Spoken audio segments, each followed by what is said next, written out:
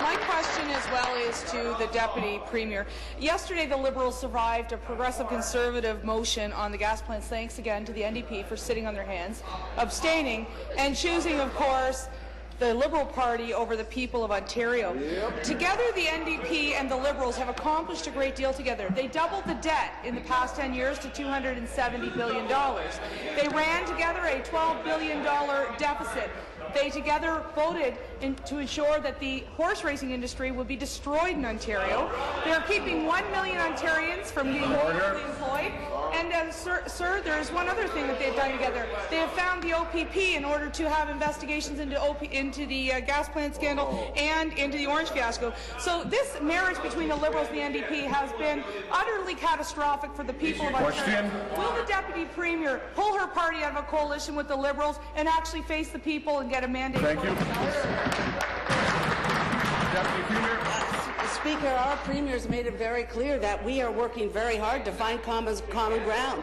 The voters of this province sent a minority government to Queen's Park, and we are working to make minority government work, Speaker. That means working with the opposition party sometimes. It means working with the NDP party sometimes, Speaker. But our job is to make this government work, and that means working with both opposition parties so we can continue to improve the lives of the people in this province. Thank you.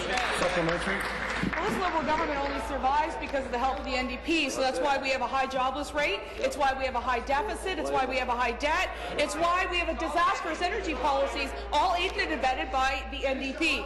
But the scandal, the $1.1 billion scandal with the gas plants at Oakville, is exactly what the Ontario public is the most angry about. They can't understand why this Liberal government sat in its place for 2 years and said the cancellation was only $40 million when that party over there knew for over 2 years it would be over $700 million, close to $1 billion, which it finally rang into. They also can't understand why the Premier of the province handed over bargaining rights to TCE, and also why they obstructed the Information and Privacy Commissioner and chose a more expensive location. But we know that we are all on the hook for $1.1 billion tab. Will the Liberals finally start to listen to the people of Ontario and seek a mandate from them? Thank you. Deputy Premier. Speaker, the Minister of Energy. Minister of Energy.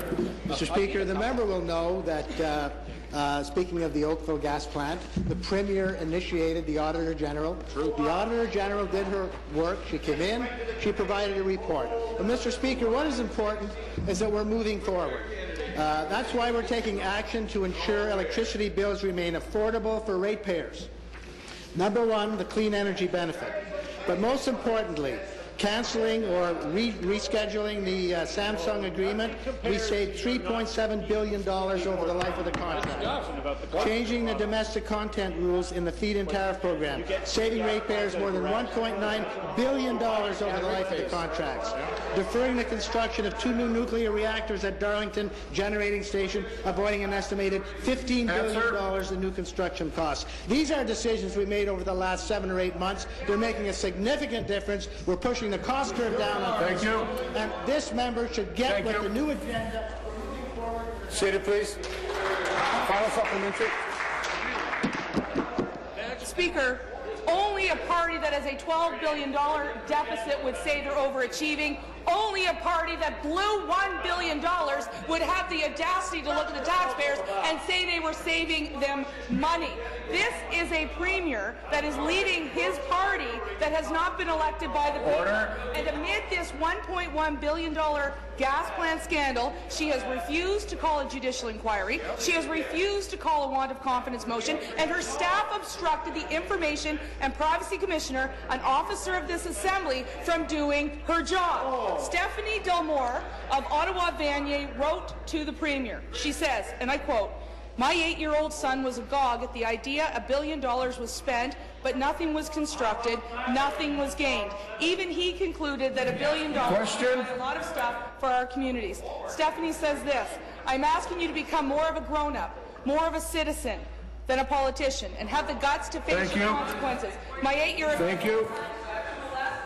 Thank you. Minister of Energy.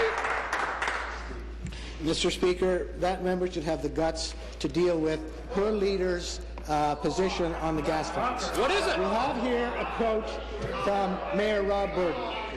On October 1st, 2011, on the day before the provincial election, in front of the still under consideration Mississauga power plant, PC leader Tim Hudak promises to stop the power plant if he wins the election. There we go.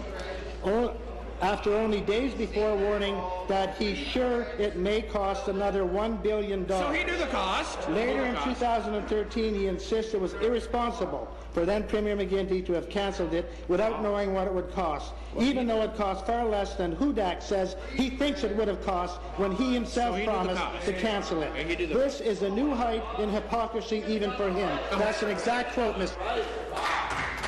The member, regardless of whether he's reading or not, the member cannot say that. Withdraw. Withdraw, Speaker.